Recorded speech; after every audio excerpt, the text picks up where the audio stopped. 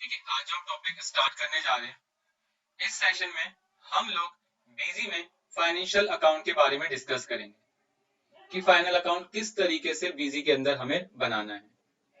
हमने इसकी थ्योरी आपके साथ पहले ही डिस्कस कर ली, जिसके हमने 3 पार्टों में बांटा है। पहले में हमने आपको चैप्टर 17 का इंट्रोडक्शन दिया है कि बैलेंस शीट बनाते वक्त हमें किन किन बातों का ध्यान रखना है, जिसमें हमने आपको ट्रेडिंग अकाउंट, P&L अकाउंट सिखाया। सेकंड लेक्चर में हमने आपके साथ उसके कुछ क्वेश्चन सॉल्व करे। तो थर्ड लेक्चर में आपको बैलेंस शीट और कुछ इंपॉर्टेंट इंटरव्यू वाले क्वेश्चन ही बताए जो आपके लिए इंपॉर्टेंट है। लेकिन आज हम आपके साथ बीजी में इसका प्रैक्टिकल करेंगे और किस तरीके से आपको बैलेंस शीट बनाना है आज हम आपके साथ स्टार्ट करने जा रहे हैं। 2 बातें विशेष ध्यान रखनी, और बैलेंस शीट हमेशा सही बनती है, लेकिन कुछ स्पेशल केसेस होते हैं जिसमें आपकी बैलेंस शीट हमेशा परेशान करती है, जिसमें अगर ओपनिंग बैलेंस आप एंट्री करते हो तो कभी ट्रायल बैलेंस नहीं मिलता। जब ट्रायल बैलेंस नहीं मिलता तो आपकी बैलेंस शीट नहीं बनती, क्योंकि आपको पता है ट्रायल बैलेंस बनता है और फिर बैलेंस शीट बनती है। जब आपका ट्रायल बैलेंस ही नहीं बनेगा तो आपकी बैलेंस शीट भी नहीं बनेगी। क्लियर है? तो ओपनिंग बैलेंस में विशेष ध्यान रहे। क्लियर? चलिए स्टार्ट करते हैं। सबसे पहले जब एक कंपनी बनती है तो सबसे पहला काम उसका होता है कैपिटल इंट्रोड्यूस करने का। अगर आप लोग जो बैठे हैं सामने, अगर वो कोई बिजनेस स्टार्ट करना चाहते हैं तो सबसे पहले कंपनी में क्या इन्वेस्ट करेंगे?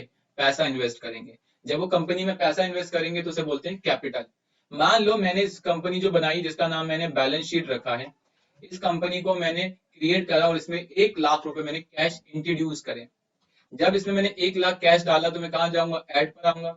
सबसे पहले क्या लिखूंगा? एक नॉर्मल एंट्री पास करूंगा कि कैश अकाउंट डेबिट 1 लाख रुपए, और जिसने कंपनी में पैसा लगाया हम यहाँ से उसका नाम डालेंगे, जैसे शाहरुख कैपिटल।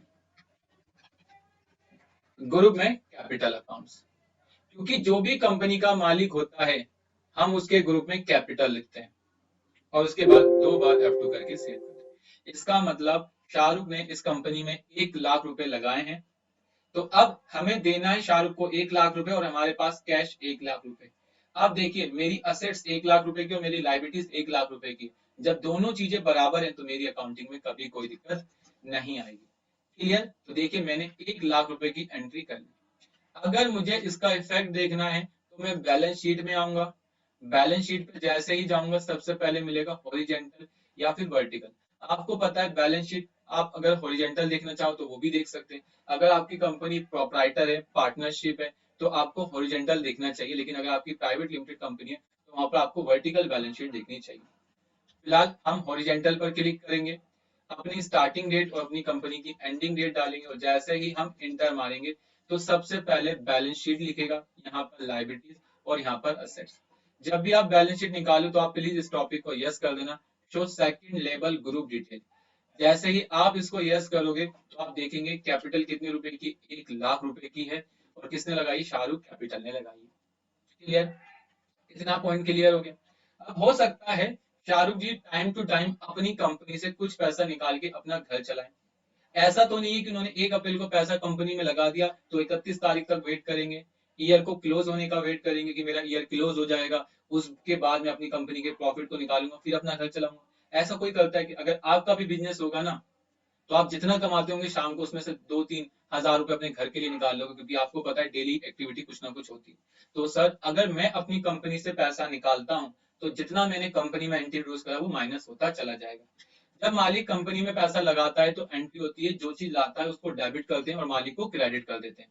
क्लियर? मतलब अगर मालिक 10 चीजें लगाता, जैसे कैश, जैसे बैंक, जैसे फर्नीचर, जैसे टेबल, जैसे फैन, जैसे लैपटॉप, जैसे कीबोर्ड, जो भी चीज मालिक लेकर आएगा सबको डेबिट करो और मालिक को क्रेडिट कर दो। जिस दिन मालिक कंपनी से पैसा निकालेगा मालिक को डेबिट कर दो, बाकी सभी चीजों को क्रेडिट कर दो। क्लियर? अब सपोज मालिक ने अपने कुछ खर्चों के लिए पैसे निकाले तो आप उसकी एंट्री पेमेंट में कर सकते हैं। जैसे कुछ पर्सनल नेचर का, हमने पूछा मालिक किस लिए पैसे निकाले, उसने कहा हमें नहीं, आपको नहीं बताना किस लिए निकाले। मैंने कहा मत बताओ, तो मैं सिंपल एक एंट्री पास कर दूंगा, शाहरुख कैपिटल अकाउंट डेबिट 10,000 रुपए और टू कैश। क्लियर? ये एंट्री पास कर दूंगा। एक दिन मालिक ने कहा सर मुझे 30 तारीख को अपना LIC कराना है। मैंने कहा सर LIC कराना है? उसने कहा हाँ जी LIC कराना है। मैंने कहा ठीक है करा लो। तो उसने, हमने खर्चा किस चीज का करा? LIC का। लेकिन तुमने LIC का खर्चा करा है लेकिन कंपनी ने नहीं करा, मालिक ने अपने पर्सनल नेचर का करा। अगर मालिक अपने पर्सनल नेचर के लिए कोई भी खर्चा करता है तो उसे हम कैपिटल में डालेंगे। क्लियर? सर एक्सपेंस नहीं, ये कंपनी का खर्चा नहीं है, मालिक का खर्चा है। और सर हम यहाँ पर शाहरुख भी तो लिख सकते थे, हमने LIC क्यों लिखा? हमने LIC इसलिए लिखा ताकि जब हम अपनी बैलेंस शीट देखें तो हमें पता चले ये खर्चा किस लिए किया गया है। तो मैं यहाँ लिख दूंगा 6200 रुपए LIC के पे करें कैश में। इसके बाद मैंने 31/5 को अपना क्या करा, बच्चे की स्कूल फीस पे करी, तो मैंने F3 करके यहाँ लिख दिया स्कूल फीस।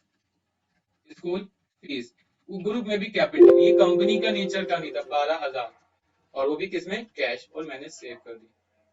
मैंने अपनी कार का, पर्सनल कार का इंश्योरेंस करा लिया मालिक ने, तो मैंने इंश्योरेंस लिख दिया, ग्रुप में कैपिटल, सेव। कितना, ये 3500 का था, मैंने यहाँ पर 3500 लिखकर सेव कर दिया। अब इसे करने का फायदा ये हो गया कि जब मैं अपनी बैलेंस शीट देखूंगा तो बैलेंस शीट में अब मुझे मालिक को टोटल 68,300 रुपए देने, जिसमें से उसने इंश्योरेंस कराया 3500 का, LIC कराई 6200 की, स्कूल फीस थी 12,000 की, और उसने 90,000 रुपए कंपनी में लगाए। टोटल मुझे अब उसे 68,300 देने हैं। और मेरी करंट असेट्स भी देखोगे तो भी मेरा टोटल बैलेंस कितना है, 68,300। क्लियर? इस तरीके से ये शो होता है। मैंने सोचा कि और एक अकाउंट खुलवा लेता हूँ बैंक में, क्योंकि बैंक में रहना भी तो जरूरी है, क्योंकि हर जगह कैश की ट्रांजेक्शन तो होती नहीं है। तो मैंने सोचा मेरे पास जो ये 68,000 रुपए, इसमें से 10,000 रुपए बैंक में डिपॉजिट करके अकाउंट खुलवा लेता हूँ। तो जब भी मैं बैंक में पैसा डालूंगा तो क्या एंट्री पास करूंगा, कॉन्ट्रा की एंट्री पास करूंगा, क्योंकि हम जानते हैं कॉन्ट्रा की एंट्री तब करते हैं जब कैश और बैंक की बात आए, या फिर बैंक टू कैश की बात आए, या सेम बैंक की बात आए, तब कॉन्ट्रा करते हैं। मैं कॉन्ट्रा में गया और मैंने एक अकाउंट खुलवा लिया HDFC बैंक में। ग्रुप में क्या डाल दिया, बैंक अकाउंट, और 10,000 रुपए मैंने अपनी कंपनी में इन्वेस्ट करे, ठीक, और क्या काम कर दिया, कैश। तो इस तरीके से मेरा काम हो गया। क्लियर? अगर मैं बैलेंस शीट पर जाऊं और इसे ओपन करूं तो आप यहाँ देख सकते हैं, मुझे बताएगा कि अब मेरे पास बैंक में 10,000 रुपए और कैश में 58,300 रुपए मेरी कंपनी में पड़े होंगे। टोटल मेरी बैलेंस शीट का जो टोटल है वो 68,300 है, और 68,300। क्लियर? तो आपको पता है मालिक जब भी कंपनी से पैसा निकालेगा, मालिक को डेबिट कर देंगे, और जो चीज निकालेगा उसको क्रेडिट कर देंगे। लेकिन आपको ये पता होना चाहिए 31 मार्च को वो जितना भी प्रॉफिट होगा हम मालिक की कैपिटल में ऐड कर देंगे। क्लियर है? इतना समझ आ गया। इसके बाद चलिए कुछ परचेज भी तो कर लेते हैं। आइए अब परचेज करते हैं कंपनी। मैंने परचेज करी, यहाँ पर तारीख लिखी 1/4, बिल नंबर 101, और मैंने 18% LGST में माल खरीद लिया। पार्टी का नाम SS सॉफ्टवेयर एंड सर्विसेज लिख दिया, ठीक है।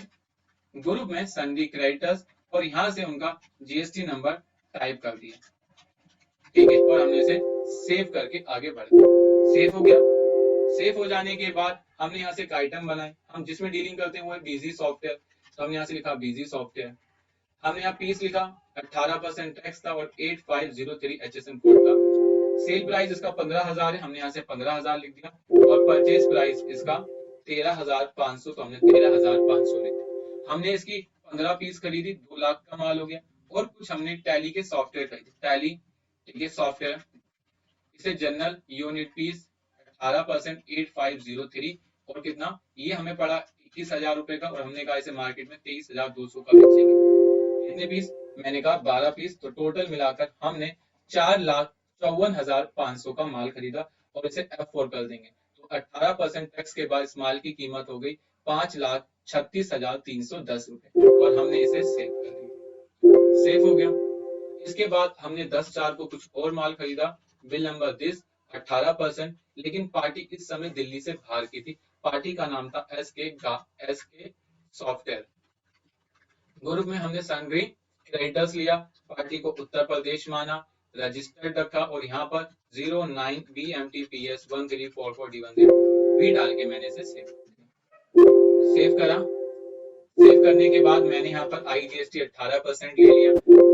इसके बाद यहाँ से मैंने आइटम ले ली, वही बीजी सॉफ्टवेयर इनसे भी खरीदा है, लेकिन इनसे मुझे 500 रुपए सस्ता मिला, तो मैंने यहाँ पर लिया बीजी, इनसे 12 पीस ली, 13,000 का पड़ा। और इनसे ही टैली सॉफ्टवेयर लिया, कितना, 8 पीस, इन्होंने मुझे 20,800 का दिया। टोटल मिलाकर मैंने 3,20,432 रुपए ले लिए, और इसके बाद मैंने इसे सेव हो गया। सेव हो जाने के बाद अगर मैं डिस्प्ले पर जाऊंगा, हॉरिजॉन्टल पर जाऊंगा, और बैलेंस शीट में आऊंगा, तो आप देख सकते हैं कि अब मेरी कंपनी में टोटल, मेरे पास जो टोटल, अच्छा एक गलती हो गई क्या, जब भी आप बैलेंस शीट निकालो और आपकी कंपनी में कोई स्टॉक हो तो उस समय आप इस टॉपिक को यस कर दोगे, अपडेट बैलेंस शीट स्टॉक। जैसे ही आप इस टॉपिक को यस करोगे तो आपकी कंपनी में स्टॉक दिखने लगेगा।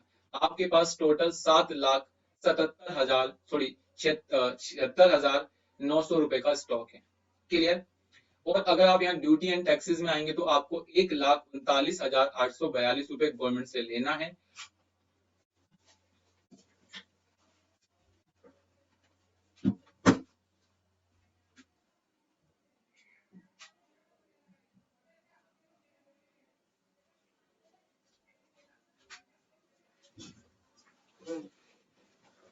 ठीक है, तो आपको गवर्नमेंट से 1,39,842 रुपए लेने हैं और आपको टोटल सन्डी क्रेडिटर्स को पेमेंट करनी है 9,16,742 रुपए। जैसे ही आप इंटर मारेंगे तो एसके सॉफ्टवेयर को 3,80,432 देने और एसएस सॉफ्टवेयर को 5,36,310 रुपए। क्लियर। और ड्यूटी एंड टैक्सेस यहाँ पर क्लियर। आप अगर अपना ट्रेडिंग अकाउंट देखना चाहते हैं तो आप प्रॉफिट फॉर द ईयर पर क्लिक करें। जैसे ही क्लिक करेंगे तो आपको यहाँ पर अपना ट्रेडिंग अकाउंट मिल जाएगा। चलिए कुछ लोगों को माल सेल भी करते हैं, तो हम यहाँ पर सेल पर आए। सबसे पहले हमने इसको 20 तारीख को माल बेचा है। पार्टी हमारी लोकल की थी तो हमने यहाँ पर 18% ले दिया और पार्टी का नाम था शिव कृपा, तो हमने यहाँ से बनाया शिव कृपा ट्रेडिंग। ग्रुप में सनरी डैप्टर्स, पार्टी दिल्ली की थी, दिल्ली माना 07, यहाँ पर मैं डाल दिया AACOPD1234D1ZV। इस तरीके का जीएसटी नंबर डाला, नो करा और इस तरीके से हमने इसको सेव कर दिया। इसके बाद हमने इसे 2 बीजी सॉफ्टवेयर दिए, लेकिन ये पार्टी ठीक थी, हमने इसे 16,000 रुपए के 2 दिए और टोटल 32,000 रुपए का हो गया। इनसे मैंने सर्विस चार्ज भी लिया, तो मैंने यहाँ पर सर्विस चार्ज लिखा। ठीक है, सर्विस चार्ज नाम की एक आइटम बनाई और इसके अंदर इस तरीके से डाल दिया। ग्रुप जनरल रखा, यूनिट पीस डाल दिया और यहाँ 18% लिखकर सर्विस का कोड डाल दिया। अब सर्विस मेरे लिए आइटम नहीं है, इसलिए मैं इसको यूनिट में एनए डाल दूंगा। मैंने यहाँ से एनए डाल दिया और यहाँ पर जाकर स्पेसिफाई में टैग कर दिया सर्विस से, क्योंकि सर्विस मेरी एक इनडायरेक्ट इनकम है, तो मैंने यहाँ सर्विस चार्ज लिखा। ग्रुप में इनडायरेक्ट इनकम लिख दिया, इनडायरेक्ट इनकम लिख दिया और इस तरीके से मैंने इसे सेव कर दिया।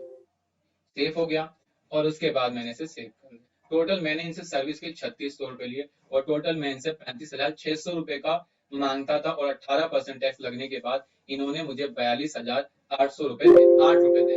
इसके बाद हमने इसे सेव कर दिया। एक पार्टी और थी जो 22 को आई है, मैंने 22 को माल बेचा, लेकिन पार्टी कैश की थी, मैंने कैश लिखा। ये बीजी सॉफ्टवेयर लेके गए और इन्होंने पेमेंट कर दी 14,500, सर्विस इन्होंने दिया 2,000 और टोटल हमने इसे 16,000 का बिल बनाया, जिस पर 18% टैक्स लगने के बाद 19,470 रुपए का माल। क्लियर। इसके बाद हमने और किसी और को भी माल बेचा। हम यहाँ से एक पार्टी बना लेते हैं जिसका नाम है एमएस गारमेंट, तो मैंने यहाँ से एमएस गारमेंट लिख दिया। ग्रुप में क्या लिख दिया, सनडी डैप्टर्स लिख दिया। पार्टी को दिल्ली माना और लेकिन पार्टी अनरजिस्टर्ड करके सेव कर दिया। क्लियर। इसने हमसे 3 टैली के सॉफ्टवेयर लिए हैं, ठीक है, और इनको हमने टैली दिया है 22,900 रुपए का और सर्विस चार्ज इन्होंने हमें जो दिए हैं वो दिए 3900 रुपए। टोटल 72,000 का बिल होगी, जिस पर 18% टैक्स लगने के बाद 85,668 रुपए का माल। ठीक है। इसके बाद हमने एक पार्टी और बेचा जो दिल्ली से बाहर की थी, जिसका नाम था SM software and service. Group में सनडी डैप्टर्स, ये उत्तर प्रदेश की थी लेकिन ये अनरजिस्टर्ड पार्टी थी। हमने इसे लॉक करा और सेव कर दिया। कितने का, मैंने कहा मैंने इनको ओनली खाली सर्विस दी और इन्होंने मुझे 7200 रुपए दिए और जिस पर 18% टैक्स लगने के बाद इतने का बिल बन गया। इतना हो गया। इतना हो जाने के बाद अब मुझे अपनी रिजल्ट देखना, तो रिजल्ट के लिए मैं कहाँ आऊंगा, फाइनल रिजल्ट, फिर जाऊंगा बैलेंस शीट। बैलेंस शीट में जाने के बाद जैसे ही मैं रिपोर्ट देखूंगा सबसे पहले मैं इस टॉपिक को अनेबल करूंगा, अपडेट बैलेंस शीट स्टॉक। जैसे ही मैं इस रिपोर्ट को ओके करूंगा तो अब देखिए मुझे प्रॉफिट बता रहा है 29,306 रुपए 66 पैसे।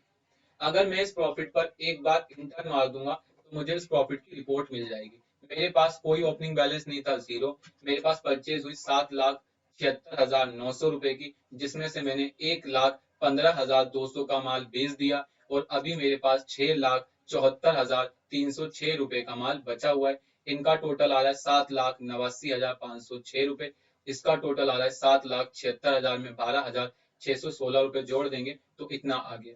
इसके बाद मैंने सर्विस से 16,700 कमाए, तो इस प्रॉफिट में अगर इसको जोड़ दूंगा तो मुझे 29,000 रुपए का प्रॉफिट हो रहा है और यही प्रॉफिट मुझे बैलेंस शीट में शो करता है। प्रॉफिट हमेशा बैलेंस शीट में लायबिलिटी साइड आता है और लॉस हमेशा असेट साइड आता है। क्लियर है? इतनी बात को आपको ध्यान में रखना है। क्लियर है? समझ आ गया? आइए एक सेल और कर लेते हैं। मैंने एक सेल और करी शिव कृपा को, मैंने यहाँ पर शिव कृपा लिखा।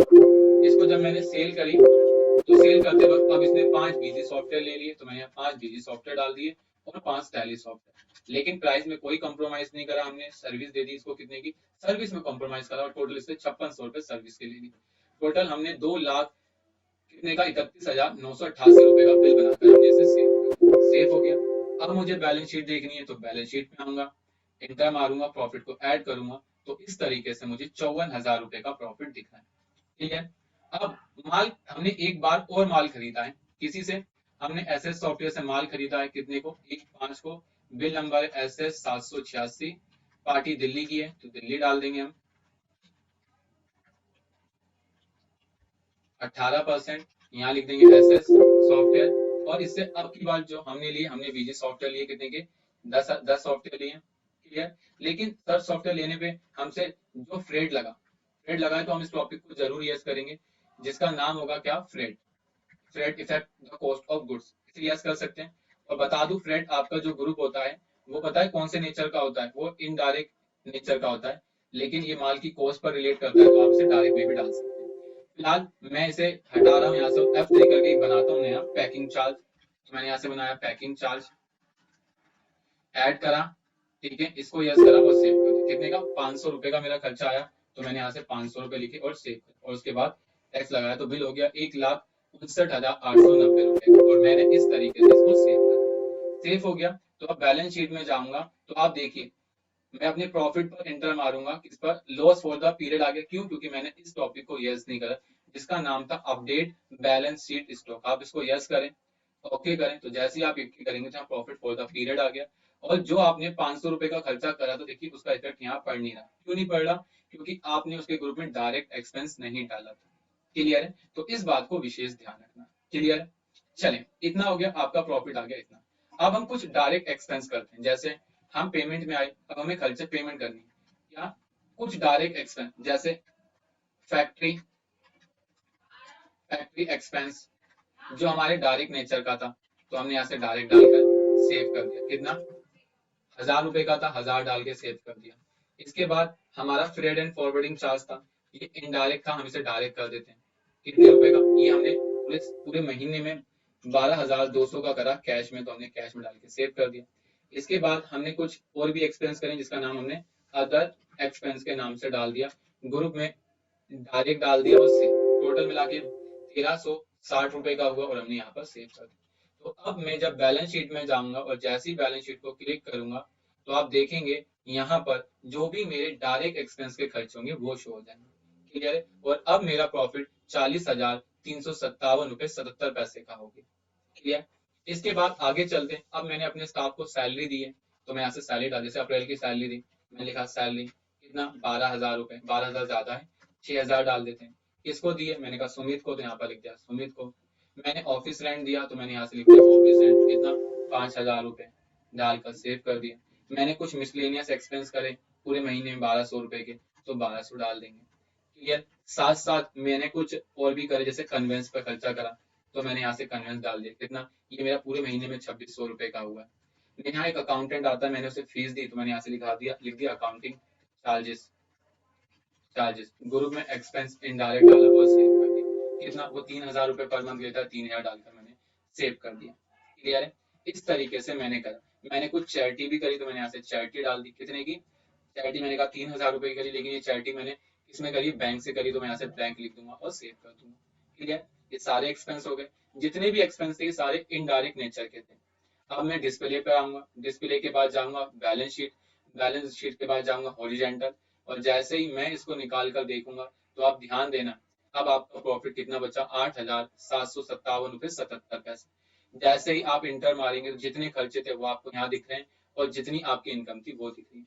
क्लियर? इसके बाद यही प्रॉफिट कहाँ ट्रांसफर हो जाता है? यहाँ ट्रांसफर हो जाता है। क्लियर? इसके बाद मुझे कहीं से 30,000 रुपए की कमीशन की इनकम मिली, तो जो कमीशन की इनकम मिली मैं कहाँ जाऊंगा? रिसीव में आऊंगा। मुझे कब मिली है? 30/4 को मिली है, 30 की नहीं 60,000 रुपए की मिली है, तो मैं यहाँ लिख दूंगा कमीशन ऑन सेल, तो मैंने यहाँ से कमीशन ऑन सेल लिख दिया। ग्रुप में मैंने क्या लिख दिया, एक्सपेंस इनडायरेक्ट, क्या लिख दिया मैंने, एक्सपेंस इनडायरेक्ट। तो मैंने यहाँ बना दिया इनकम इनडायरेक्ट और सेव कर दिया। कितने का, मैंने कहा ये इनकम मेरी 60,000 रुपए की, तो मैंने 60 लिख दिया और मैंने यहाँ पर कैश में डालकर सेव कर दिया। क्लियर। और जैसे ही मैं यहाँ पर जाकर देखूंगा तो अब देखिए मेरा प्रॉफिट अब बढ़ के कितना हो गया, 68,000 रुपए होगी। क्लियर। जैसे प्रॉफिट 68,000 हुआ तो बाकी चीजें आपको यहाँ पर शो हो रही होंगी। मेरा प्रॉफिट इतना है, मेरे पास कैपिटल इतनी और मेरे पास लाइबिलिटीज इतने की, साथ साथ मेरे को फिक्स असेट 1 रुपए की भी नहीं है, बैंक मेरे पास इतने का है, कैश मेरे पास इतने का, स्टॉक मेरे पास इतने का है और सन्डी डेब्टर्स मेरे पास इतने के। क्लियर। इस तरीके से बैलेंस शीट तैयार हो रही है। अब सबसे पहले बात आती है सिक्योर्ड लोन की। अब मैंने बैंक से एक लोन लिया है जो सिक्योर्ड नेचर का है। क्या है, सिक्योर्ड नेचर का है। बैंक लोन लेकर मैंने कार परचेज करी जिसकी कीमत 1,20,000 रुपए, और लोन भी मैंने 1,20,000 रुपए का लिया। तो जब भी आप लोन लोगे तो उसकी एक जनरल से एंट्री पास करोगे। जिस लोन से आपने जो चीज खरीदी है, चाहे लोन आपको कैश में मिल रहा हो या आप उस लोन से कोई चीज खरीद के ला रहे हो, सबको डेबिट करोगे। तो मैंने यहाँ F3 करा, तो मैंने यहाँ से पास करा क्या,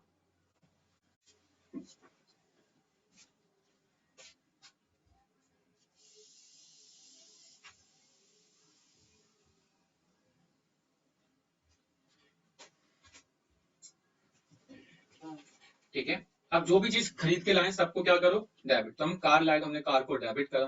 किससे लाए, तो ये हमारी फिक्स असेट्स है, हमने फिक्स असेट्स माना। और आपको पता है कार की वैल्यू एक समय बाद 10% कम हो जाएगी, ये माना और हमने इसे सेव कर दिया। टोटल कार की कीमत है 1,20,000, तो हमने लिखा कार 1,20,000 रुपए। और हमें जो पैसा मिला है वो किसमें मिला है, सिक्योर्ड लोन के रूप में। तो हम यहाँ बना लेंगे किससे मिला है, हम लिख देंगे कार लोन। और ये हमारे लिए कौन सा लोन होगा, सिक्योर्ड नेचर का लोन होगा। और मेंटेन बिल वाले टॉपिक को नो करेंगे और 2 बार F2 करके सेव कर देंगे। तो कार लोन के नाम से बनाया है, ठीक है। और हमने क्या खरीदी, कार। इसके बाद हम इसे सेव कर देंगे, सेव हो गया। जैसे ही आपने सेव करा तो उसके बाद देखेंगे अब आपकी बैलेंस शीट में असेट्स 1,20,000 रुपए की दिखा रही है और लोन लाइबिलिटीज में सिक्योर्ड लोन 1,20,000 रुपए के दिखा रहे हैं।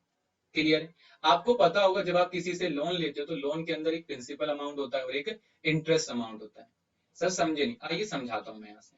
मैंने आपके साथ एक एक्सेल शीट ओपन करी और एक्सेल शीट ओपन करने के बाद मैंने यहाँ से इंसर्ट में गया। इंसर्ट में जाने के बाद मैं सेपरेट शीट के अंदर और लोन वाली शीट को डबल क्लिक करके ऑन करता हूँ। डबल क्लिक ऑन करा, मैंने कहा लोन मेरा 1,20,000 रुपए का था, रेट ऑफ इंटरेस्ट 9.5% था, लोन पीरियड 3 साल का था, साल में 12 बार पेमेंट करूंगा, लोन 1 अप्रैल से स्टार्ट हो रहा था। तो टोटल देखिए मेरी जो हर महीने किस्त जाएगी वो 3,843 रुपए किस्त जाएगी, जिसमें से मेरा पहले महीने जो प्रिंसिपल अमाउंट होगा, जो क्या होगा, मेरा पहले महीने प्रिंसिपल अमाउंट होगा वो 28,893 रुपए 95 पैसे का होगा और इंटरेस्ट मेरा 950 रुपए होगा। मतलब आप जानते हैं इंटरेस्ट मतलब होता है बैंक की इनकम। जब बैंक की इनकम होगी तो आपके लिए क्या होगा, वो एक खर्चा होगा। इंटरेस्ट आपके लिए खर्चा होता है और प्रिंसिपल वैल्यू आपकी जो लोन की वैल्यू उसमें से माइनस होता है। ठीक है। तो जब भी किसी को आप ईएमआई पे करें तो सबसे पहले ये एंट्री पास करना। जब आपकी हर महीने ईएमआई कटेगी, फिक्स डेट में कटेगी, मान लो पहली ईएमआई हमारी 5/5 को कट रही है, तो मैं यहाँ क्या लिखूंगा, लोन अकाउंट डेबिट कितना कितना है 2893.95 पैसे, ये लिख दूंगा। और फिर डेबिट करूंगा किसको, इंटरेस्ट ऑन कार लोन। ये हमारे लिए क्या है, एक्सपेंस है, तो एक्सपेंस इनडायरेक्ट डालूंगा। और कितने रुपए का ये 950, तो मैं यहाँ पर 950 डाल दूंगा। और पेमेंट किससे होगी, मेरी बैंक से, तो मैं यहाँ से बैंक डालकर इस तरीके से सेव कर दूंगा। खत्म हो गया।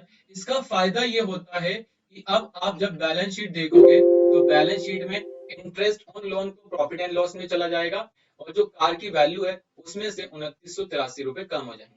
आपने मुझे 1,00,000 रुपए का पैसा दिया है, तो जब मैं हर महीने तुम्हें पेमेंट करूंगा तो इंटरेस्ट तो अलग माइनस करना, प्रिंसिपल अलग माइनस करना। ठीक है। प्रिंसिपल एक्चुअल लोन की कॉस्ट में से माइनस होता है, इंटरेस्ट हमारे लिए खर्चा बनता है। तो बड़े बड़े अकाउंटेंट्स क्या करते हैं, वो पूरे साल एक ही बार, मतलब जैसे पूरे साल जितना भी होगा, मैं यहाँ से क्लिक करता हूँ, ये पूरे साल जो हमने प्रिंसिपल दिया वो 36,280 रुपए का प्रिंसिपल दिया है, वो इस तरीके से एक ही एंट्री मार देते हैं कि प्रिंसिपल अकाउंट डेबिट इतना और लोन अकाउंट क्रेडिट इतना। लेकिन बहुत से अकाउंटेंट क्या करते हैं, हर महीने एक एंट्री पास कर देते हैं, प्रिंसिपल डेबिट दिस और इंटरेस्ट डेबिट दिस, और पूरे महीने में आपने इंटरेस्ट कितना पे करा है, 98,947 रुपए 29 पैसे का आपने इंटरेस्ट पे करा। तो प्रिंसिपल आपका ये है और इंटरेस्ट आपका ये है। क्लियर है, इस बात को समझ आ गया? जब इतनी बातें क्लियर हो गई तो प्लीज हर महीने इसी तरीके से इंटरेस्ट की एंट्री करना कि कार की लोन की वैल्यू को अलग कर देना और उसके प्रिंसिपल वैल्यू को अलग कर देना, ताकि ईयर में आपको परेशान ना होना पड़े। अगर आपको ये चार्ट नहीं मिलता, इसे बोलते हैं शेड्यूल चार्ट, आप जब भी इंटरेस्ट की एंट्री करें तो आप अपने सीनियर से या अपने ओनर से ये शेड्यूल चार्ट मांग ले कि सर हमें ये शेड्यूल चार्ट दे दो जिसमें हम इंटरेस्ट अलग कर दें और जिसमें प्रिंसिपल की वैल्यू हम लोग अलग कर दें। क्लियर है, तो आप इस तरीके से कर सकते हैं। ठीक है, और अगर नहीं देते तो सिंपल एंट्री पास कर देना, car loan account debit to bank. Clear है, इस बात को विशेष ध्यान रखना। और जब भी लोन की एंट्री होगी ना, जो आपकी बैंक की स्टेटमेंट होगी, बैंक की स्टेटमेंट में इस तरीके से लिख के आएगा ECI, ऐसे करके लिख के आएगा, इसे बोलते हैं इलेक्ट्रॉनिक, ऐसे होगा शायद EC, इलेक्ट्रॉनिक क्लियरिंग सर्विस, हाँ ये होगा ऐसे ECS, क्या होगा आपका, ये होगा इलेक्ट्रॉनिक क्लियरिंग सर्विस। इस तरीके से वो दिखता है, मतलब जब भी आप लोन की पेमेंट करेंगे तो इस तरीके से आपको मैसेज आएगा इलेक्ट्रॉनिक क्लियरिंग सर्विस। मतलब जब भी तुम बैंक से लोन लेते हो तो हमेशा बैंक जब भी पैसा काटता है वो ऑटोमेटिक काटता है, आपको बताता भी नहीं है, और उसकी एंट्री करते हुए लिखता है इलेक्ट्रॉनिक क्लियरिंग सर्विस। इस तरीके से होगा, फिर इस तरीके से लिखा होगा और फिर इस तरीके से मैसेज होगा। ठीक है, और फिर यहाँ पर कुछ और नंबर्स होंगे। ठीक है, उसके बाद आप इसे सेव। इतना समझ आ गया? इतना हो जाने के बाद अगर तुम अनसिक्योर्ड लोन, मतलब अपने रिलेटिव से कोई लोन लेते हो, तो उसके लिए तो आपको पता है कहाँ जाना होगा। उसके लिए मुझे बैलेंस शीट में ना आके जनरल पे जाना है। मैंने अपने चाचा जी से लोन ले लिया या अपने नेबर से ले लिया, अपने भाई से ले लिया, जिस चीज का लोन लिया उसका नाम डाल दो। मुझे उसने बैंक में पैसे दे दिए, 1,20,000 रुपए बैंक में दिए और 80,000 रुपए कैश दे दिए। टोटल मिला के उसने मुझे कितनी पेमेंट कर दी, 2 लाख रुपए की पेमेंट कर दी। तो जिसने दिया उसका नाम डाल दूंगा, किसने दिया, मैंने लिख दिया यहाँ पर नितिन भाई ने पैसे दिए, नितिन भाई लिख दिया। ग्रुप में अनसिक्योर्ड लोन डाल दूंगा और उसके बाद इस टॉपिक को नो कर दूंगा। क्लियर है, और अब मेरे पास 2 लाख रुपए आ गए, इसको सेव कर दो। तो जैसे ही आप सेव करके बैलेंस शीट में जाएंगे तो आपको इन बैलेंस शीटों में इस तरीके से आपको दिख जाएंगे। क्लियर है, तो आप इस तरीके से काम कर सकते हैं। इतना समझ आ गया? इसके बाद अब आती है फिक्स एसेट्स की बात। लाइबिलिटीज हमारी कंप्लीट हो गई, लाइबिलिटीज में ऑलमोस्ट इतना ही काम रहता है। क्लियर, हो सकता है आप तुम्हें पेमेंट भी करनी है, तो अगर आपको जिसकी पेमेंट करनी हो जाके पेमेंट कर दो। जैसे हमें संडी क्रिएटर्स में एसएस सॉफ्टवेयर की पेमेंट करनी है, तो हमने यहाँ से एसएस सॉफ्टवेयर लिखा, 96,200 रुपए हमने उसको दे दिए बैंक से, तो हमने यहाँ से बैंक लिख के सेव कर दिया। क्लियर, इसके बाद हमने यहाँ पर ऑल जिससे खरीदा था उसका नाम लिख दिया, जैसे ऑल टेल करा, यहाँ पर परचेज लिखा, हमने किससे माल खरीदा था, एसके सॉफ्टवेयर, इसे कितना देना, 380, मैंने इसे 40,432 रुपए दे दिए, किससे, बैंक से ना देखिए कैश देके सेव कर दिया। क्लियर, ऐसे ही मुझे ऐसे सॉफ्टवेयर मुझे पैसे मिले, कब मिले, मुझे शिव कृपा ने दिए, तो मैंने यहाँ पे शिव कृपा कितनी दे दी, 1,73,996 रुपए दे दिए इसने कैश में, सेव कर दूंगा। जब ये सारा हो जाएगा तो आप बैलेंस शीट जाके देखें, और जैसे ही आप इंटर करेंगे तो ये इस तरीके से दिखा देगा। अब आपके पास 9,40,000 रुपए के क्रेडिटर्स हैं और आपके पास 1,94,164 रुपए के डेब्टर्स हैं। टोटल आपका प्रॉफिट इतना है। क्लियर, इतना समझ आ गया? तो आगे चलें। एक एंट्री आपको हमेशा याद रखनी है जो 31 मार्च को एंट्री करते हैं। अगर तुमने किसी खर्चे का बेनिफिट ले लिया और उसकी पेमेंट नहीं करते तो आपको पता है हमें क्या करना है, उसको आउटस्टैंडिंग बनाना है। जैसे सपोज मैंने आपका मकान किराए पर ले रखा है लेकिन उसका रेंट अभी तक पे नहीं करा, उसका रेंट मैंने अभी तक पे नहीं करा, तो उस केस में क्या होगा, तो उस केस के अंदर हम लोगों को तो उस केस में हम लोगों को एक जनरल एंट्री पास करनी होती है, और वो जनरल एंट्री फिक्स है। जो भी खर्चे का नाम है उसको कर दो डेबिट, जैसे 5,000 रुपए, और उसके बाद इसको क्रेडिट कर दो, किससे, लिख दो आउटस्टैंडिंग एक्सपेंस, और ग्रुप में एक्सपेंस इनडायरेक्ट डालो और सेव करो, कितने का, 5। याद रखना यही एंट्री होगी अगर कोई ऐसा खर्चा है जिसका तुमने बेनिफिट 31 मार्च तक ले लिया लेकिन उसकी पेमेंट नहीं करी। तो इस तरह, अगर सैलरी हो तो salary account debit to salary payable, ठीक है, कुछ भी हो उस खर्चे को डेबिट करो और उसके बाद ये कर दो। लेकिन मुझसे गलती हो गई, क्या गलती हो गई, मैंने जो एंट्री यहाँ पर पास करी ना ये वाली, ऑफिस आउटस्टैंडिंग के अंदर मुझे यहाँ पर करंट लाइबिलिटीज डालनी चाहिए। याद रखना ये हमारी लाइबिलिटीज है, हमारा कर्जा है, इसलिए इसे इस तरीके से पास करना। इससे बेनिफिट क्या होता है, हमारा खर्चा जिस साल था उस साल बुक हो जाता है, और दूसरी सबसे इंपॉर्टेंट बात, हमारी 5,05,000 रुपए की लाइबिलिटीज भी बढ़ गई। तो आप इस तरीके से देख सकते हैं हमारी बैलेंस शीट में। क्लियर है? तो आउटस्टैंडिंग एक्सपेंस में आपको 5,000 रुपए दिख रहे होंगे। क्लियर? इसके बाद नेक्स्ट आता है हमारे पास फिक्स असेट्स। अगर आपके पास कोई फिक्स असेट्स है तो उस पर अगर आपको डेप्रिसिएशन पास करना है, आपको पता होगा कि जितनी भी फिक्स असेट्स होती हैं हमारे पास, उसमें हमें डेप्रिसिएशन की एक एंट्री पास करनी होती है 31 मार्च। मान लो इसकी 10% वैल्यू हमें कम करनी, तो हम जनरल से एंट्री पास करते हैं। अब बताओ, ये मेरे पास फोन है, क्या एक साल बाद इसकी वैल्यू पूरी 1 लाख रहेगी? कुछ कम होगी ना, तो हम ये मानते हैं कि इसकी वैल्यू 10% कम हो जाएगी। तो हम एंट्री पास करते हैं डेप्रिसिएशन अकाउंट डेबिट, कितना, 12,000, और टू यहाँ पर कार, और टू यहाँ पर हम क्या लिख देंगे, कार, और इंटर मारेंगे, सेव कर देंगे। इससे बेनिफिट ये हो जाएगा कि हमारी कार अब कितने की बचेगी, 1,08,000 रुपए की बचेगी। कार कितने की बचेगी हमारी, 1,08,000 रुपए की, और साथ साथ हमारे पास 12,000 रुपए का एक्सपेंस भी बुक हो जाएगा। क्लियर है? उस तरीके से ये काम आपका कंप्लीट हो जाएगा। क्लियर है? इतना समझ आ गया? इसके बाद आपकी बैलेंस शीट ऑलमोस्ट यही होता है बैलेंस शीट में। अब सबसे इंपॉर्टेंट बात है अपने प्रॉफिट को घटाना और अपने प्रॉफिट को बढ़ाना। जब भी बैलेंस शीट के अंदर आपको ट्रेडिंग अकाउंट देखना है, तो मैंने बताया है आपको पी&एल पर इंटर मारना है। जैसे तुम पी&एल पर इंटर मारोगे तो इस तरीके से आपको सारा ट्रेडिंग और पी&एल खुल जाएगा। अगर आपको अपने प्रॉफिट को बढ़ाना और घटाना है तो उसका एक ही तरीका है कि तुम अपनी क्लोजिंग स्टॉक में इंटरफेयर कर दो। जैसे ही तुम अपनी क्लोजिंग स्टॉक में इंटरफेयर करोगे, जैसे ही तुम अपनी क्लोजिंग स्टॉक में इंटरफेयर करोगे, ऑटोमेटिक आपका प्रॉफिट बढ़ जाएगा। जैसे अगर मैं इस पे इंटर मारूं तो अभी मेरा जो क्लोजिंग स्टॉक है वो 6 लाख रुपए का, लेकिन अगर मैं इसे जैसे ही 7 लाख करके फ्रीज कर दूंगा तो आप देखना अब मेरा प्रॉफिट जितना था उसमें से 1 लाख सीधा बढ़ गया।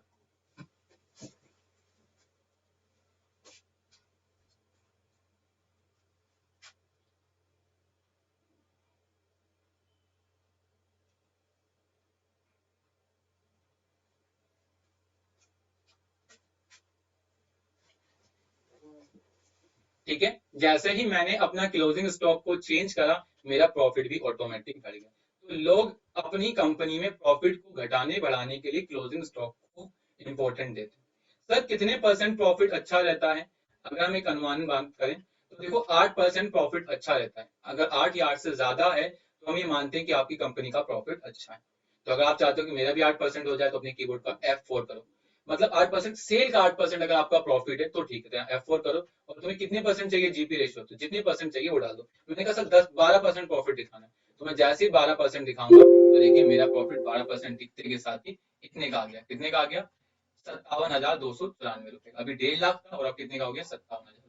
तो F4 शॉर्टकट की होती है कि जितने परसेंट हमें अपना प्रॉफिट रखना है हम उतने परसेंट अपना प्रॉफिट रख सकते हैं। क्लियर है? तो इसलिए जब भी आप कहीं जॉब करते हैं और आपसे कोई कहता है कि मुझे इतने परसेंट प्रॉफिट लेना है या इतने परसेंट प्रॉफिट करना है, तो आप इस तरीके से क्लोजिंग स्टॉक में ना तो आप कभी परचेज को छेड़ सकते हैं, ना ही कभी आप सेल को छेड़ सकते। तो ओनली आप किसके अंदर इंटरफेयर कर सकते हैं? अपनी क्लोजिंग स्टॉक के अंदर ही इंटरफेयर कर सकते हैं अपने प्रॉफिट को ठीक करने के लिए। क्लियर है? इतना समझ आ गया? इतना समझ आ गया तो आपका ऑलमोस्ट सारा काम कंप्लीट हो चुका है। इसके बाद कुछ एक दो एंट्री और बता दूं जो इंपॉर्टेंट है। अगर किसी ने आपका टीडीएस काटा है, आपका टीडीएस काटा, आपने नहीं काटा, तो अगर कोई आपका टीडीएस काटता है वो आपकी इनकम है, वो आपकी इनकम है, तो उसकी एक एंट्री पास कर देना। यहाँ पर F3 से लिख देना टीडीएस ऑन कमीशन। मेरा कमीशन पे टीडीएस काटा गया, ये आपकी करंट असेट्स है, करंट असेट्स में डाल दो। कितना? 12,000। ठीक है, और जिसने काटा है उसका नाम लिख दो। जैसे एसएस ने काटा तो मैं एसएस का नाम। क्लियर? इससे फायदा ये होगा कि अब मेरी बैलेंस शीट में टीडीएस शो हो जाएगा। मैं प्रॉफिट को यस करता हूं तो अब मेरी बैलेंस शीट में टीडीएस ऑन कमीशन शो हो जाएगा। अगर आप अपना एडवांस टैक्स पे करते हैं तो आप अपनी एक एंट्री पास कर देना। मैंने एक एंट्री पास करी और यहाँ क्या लिख दिया? Advance tax. मैंने लिखा एडवांस टैक्स। ग्रुप में क्या लिख दिया? Current assets. कितने का? 5600 का पे करना है। कैसे? By bank. तो मैंने यहाँ से HDFC लिख दिया और सेव कर दिया। तो आप बैलेंस शीट में जाकर देखेंगे तो आपको यहाँ पर वो शो हो जाएगा इस तरीके से। क्लियर है? एडवांस टैक्स इतना कंप्लीट हो चुका है। ये हमारा सबसे मेन और इंपॉर्टेंट टॉपिक थे जो मुझे हेड्स वाइज बताने थे।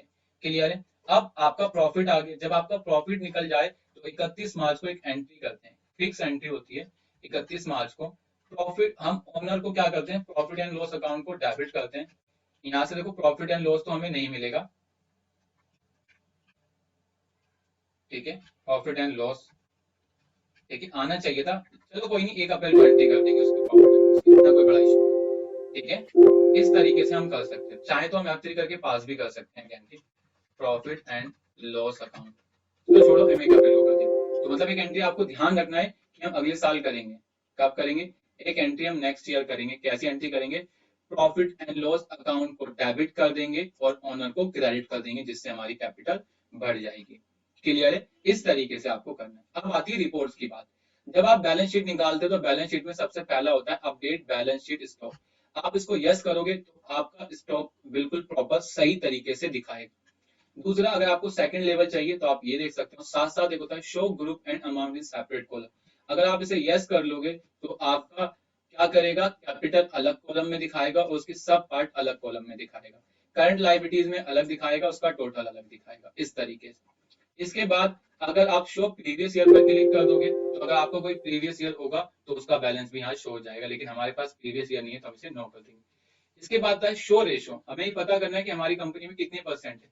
यहाँ देख सकते हो कि आपकी कैपिटल 5.79 है, आपकी करंट लायबिलिटीज इतनी है, आपकी लॉन्ग लायबिलिटीज इतनी है, आपकी फिक्स एसेट इतनी है, आपका कैश इन हैंड इतना है, आपका स्टॉक इतना है, वगैरह वगैरह। इस तरीके से आपको रेशो बता देगा। अगर आप इस पे इंटर मारोगे तो आपका जीपी रेशो कितना है, आपका नेट प्रॉफिट कितना है, तो इस तरीके से आपको सब बता देगा, ठीक है, कि नेट प्रॉफिट आपका 6.5% है, तो इस तरीके से आप निकाल सकते हैं। क्लियर है। इसके बाद अगर आप चाहते हो कि आपको profit and loss account balance sheet में ना दिखे तो आप इसको यस कर दोगे तो आपके बैलेंस शीट में प्रॉफिट एंड लॉस अकाउंट नहीं दिखेगा। लेकिन याद रखना, अगर आपको प्रॉफिट एंड लॉस अकाउंट देखना है तो उसको यस नो करना पड़ेगा। अगर आप इसका प्रीव्यू देखना चाहते हैं तो ओल्ड पी पर क्लिक करें। जैसे ही आप ओल्ड पी करेंगे तो पहला होता है बैलेंस शीट। आप बैलेंस शीट निकालना चाहते हैं, मैंने कहा।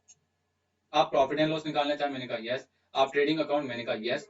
और जैसे ही मैं ओके पर क्लिक करूंगा और प्रीव्यू करूंगा तो आप यहाँ देखना मेरी बैलेंस शीट आ जाएगी। सबसे पहले मेरे पास बैलेंस शीट आएगी जिसमें capital, profit to be adjusted, current liabilities, loan liabilities, fix asset, current asset. जैसे ही मैं इसको आगे पास करूंगा तो मेरा ट्रेडिंग अकाउंट और मेरा P&L अकाउंट शो हो जाएगा। क्लियर। इसके बाद अगर आप कुछ और चाहते हो कि print trading and P&L account on separate page, तो आप इसे यस कर दें तो आपके एक सेपरेट पेज पर इस तरीके से आ जाएगा, ठीक है। इस तरीके से ट्रेडिंग अकाउंट और इस तरीके से profit and loss account. Clear है, तो आप इस तरीके से यूज कर सकते हैं। इतना हो गया। इसके बाद अगर आप वर्टिकल बैलेंस शीट निकालना चाहें तो आप बैलेंस शीट को वर्टिकल करके भी निकाल सकते हैं। वर्टिकल में सबसे पहले आपकी लायबिलिटीज आएगी और फिर आपकी क्या आएगी, असेट्स आएगी।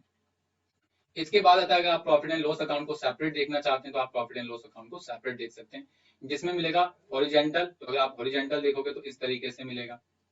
क्लियर। ये हम ऑलरेडी आपके साथ डिस्कस करके आए। अगर आप इसमें सेकंड लेवल को क्लिक करोगे तो इसके अंदर वही चीजें आ जाएंगी जो हम बैलेंस शीट में एंटर मारने के बाद देखते थे। इसके बाद नेक्स्ट आता है वर्टिकल देखना चाहो वर्टिकल, और एक होता है profit and loss month wise. तो आप मंथ वाइज देख सकते हैं कि आपको किस महीने कितने का प्रॉफिट हो रहा है। तो आप यहाँ देख सकते हैं कि इस महीने आपको कितने का प्रॉफिट हो रहा है, ठीक है। तो आप इस तरीके से देख सकते हैं, पहला इतना था, फिर दूसरा इतना, फिर इतना इतना, तो इस तरीके से आपको बता देगा। क्लियर। इसके बाद अगर आप पेमेंट रिसीव देखना चाहते हैं तो आप यहाँ से पेमेंट रिसीव देख सकते हैं कि आपके पास कैपिटल कितनी आई, सन्डी डेप्टर्स ने कितना पैसा दिया, ड्यूटी एंड टैक्सेस में कितना गया, अनसिक्योर्ड लोन का कितना आया, सेल कितने की हुई, इनकम कितने की आई।